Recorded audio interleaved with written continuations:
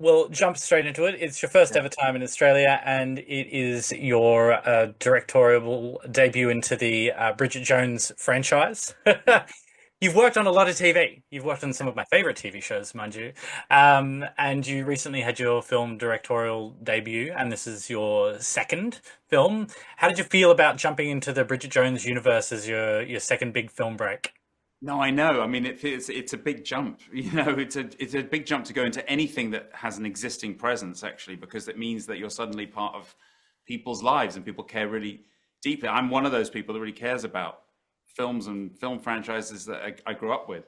So it's a big responsibility in that sense. But like, I think at its heart, like, there was a film here that I really wanted to make. There's a film about this woman in this particular time in her life and what it takes to get her feeling like she can get back in and start living her life again and not just sort of like coping and surviving. And that was a film that I just love. And the fact that it was Bridget and all of the world that comes with that just made it kind of more richer. Yeah, it was a really beautiful take on the franchise. Very unexpected, Yeah. I thought. Um, Bridget Jones is so heavily, camp and beautiful and fun, but this was a really powerful story on grief and loss and letting go and loving again. How did you kind of navigate in that direction and find your own voice for this fourth installment? Yeah, yeah. I think it's like I bring whatever it is that I bring, which is, we're all different and it would be different from other filmmakers alongside me, whoever they are. We all kind of come with our own stuff, baggage, what interests us, the kind of films we love to watch, the kind of music we love to listen to. Like all of that feeds into the kind of film you're going to make because it can't not. So in that sense, I feel like it was always going to be different because I don't think I could have made the other films. They were product of different people. Um, but also, and this is something that was really important to Renee and really important to Hugh when I started talking to them at the very beginning. We're all older now. Do you know what I mean? The films have been around for 25 years. We shouldn't and can't and won't keep making the same jokes the same way. Right? It just doesn't feel right. Like life acts on you, whether you like it or not. And so in our life, like our lives sort of start out in the genre of family movies, and then it moves to the genre of like rom-com. Sometimes it moves to the genre of like action or horror, depending on how your life's going.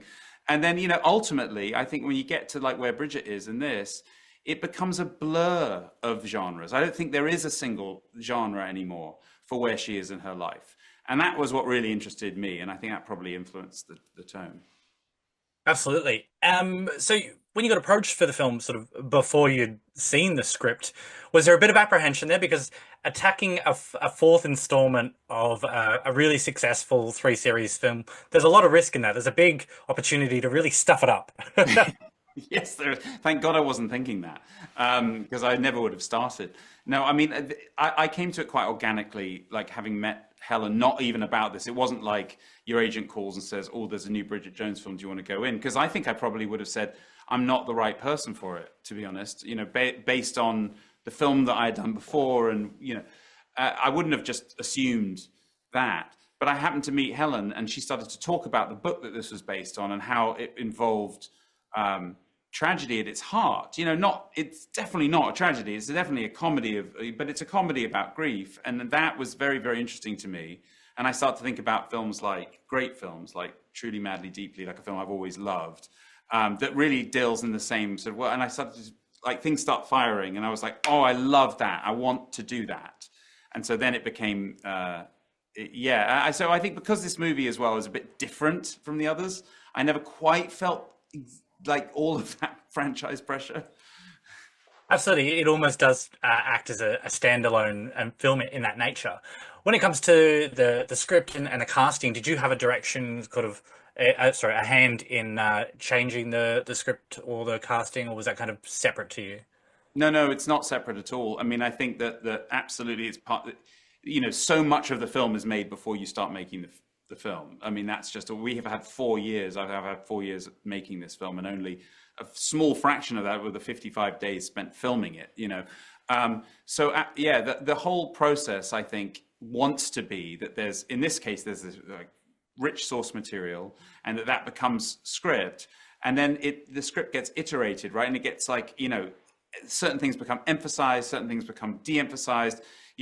I'm making the film, so my job is really to say like, oh, this scene needs to function in such a way that I'm hanging a lot on this scene, perhaps more than we thought.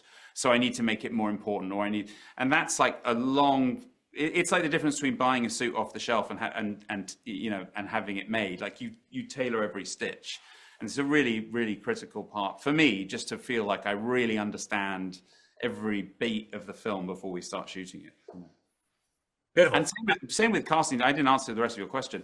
That was the easiest casting, discussion ever, because I came to, when it got time to start talking about actors, I was like, can we get Chiwetel Ejiofor and can we get Leah Woodall? And it was like it felt pie in the sky to me. And also, Leo had not done One Day. He had just done.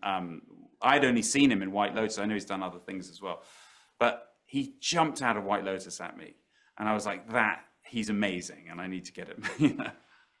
He very memorable in that show, but also a remarkable Yeah. talent in that show as well. Yes. Yeah, and Chiwetel, like, who's like Chiwetel's like, to me, he's a legend because there's very few people that have the range of work behind him that he has, and I really wanted. There's such a tradition of great male actors in the Bridget Jones franchises that I wanted someone who could stand up next to anybody, anywhere, and that's Chiwetel. Yeah, he was a fantastic addition. They both were. When it comes to actors within the franchise, two of the things that stood out to me in this film were one, the inclusion of Hugh Grant, which before I saw it, I went, "Oh God, I hope he's not the love interest again." Um, so thank you for putting him in a really good place in the film. Um, so what led you to decide on that direction for him? Because it would have had to been tricky to find that right place to bring him back again. Yeah, well, I give a lot of credit for to Helen for kind of instinctively understanding that life has moved on for Bridget. Like her life has continued, the river of life goes, and so what was once like a will I or won't I with Daniel has like matured into kind of a lovely friendship, actually, even though he is the same sort of irascible guy that he always was, but his relationship to Bridget has changed, even though he's the same, and I love that. And so to me, it was just really a case of like, can we get Hugh to say yes? You know what I mean? Because it's been lots of years since he's played Daniel Cleaver, and it was just like pretty magical when he said, yeah, he wanted to do it. He stepped back into it beautifully, a perfect place for him. Yeah. I'm going to wrap up talking about one last character who wasn't there in the film. We saw so many people return to the franchise. Loved seeing them all back in their smaller and larger roles. Thank you, Emma Thompson. But Yes. we had a notable, I suppose, absence in Patrick Dempsey's character, and I was wondering if that was deliberate, just because his story didn't fit anymore, or if that was an availability issue. Sort of, where was Dempsey? No, it's a great question. Funnily enough, the way that there's probably a really good answer to this that involves the actual timing of when Helen wrote the novel that this was based on, and where that sits next to Bridget Jones's Baby. I mean, there's probably like an actual answer to your question. All I know is that like this. I nothing on Patrick Dempsey. He's amazing and he was great in that film, but he was never in the world of this particular film, and I don't know why. And actually, I should have a better answer to that. But I think if anything, this is a sort of companion piece to the first film in some ways. It's a bookend, and so where it's making its kind of references and rhymes are often with the first film. And that's not to say that that he's not in the world of the film. He must be somewhere. But no, he was never in this in the book, and so never in the script. And so life goes on for Bridget Life Jones. goes on, but I think hopefully he's doing fine.